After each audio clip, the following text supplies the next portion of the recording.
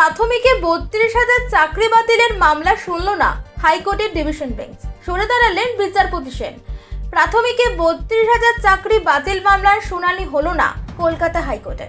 ব্যক্তিগত কারণ দেখিয়ে মামলা থেকে অব্যাহতি নিলেন ডিভিশন বেঞ্চের অন্যতম সদস্য কলকাতা হাইকোর্টের বিচারপতি সৌমেন সেন।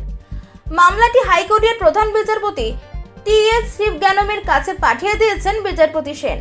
সোমবার মামলাটির শুনানি হওয়ার কথা ছিল বিচারপতি সেন এবং বিচারপতি স্মিতা দাস দের ডিভিশন বেঞ্চে, কিন্তু বিচারপতি সেন মামলা থেকে সরে দাঁড়ানোয় নিয়ম অনুযায়ী মামলাটি আর ওই ডিভিশন বেঞ্চের বিচারাধীন রইল না।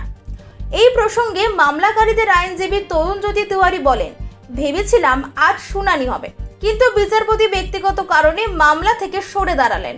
এটা নিয়ে বলার কিছু নেই, তবে এটাই আমাদের আর্জি যে মাননীয় প্রধান বিচারপতি যেন এমন বেঞ্চে মামলা পাঠান যেখানে দ্রুত শুনানি হয়।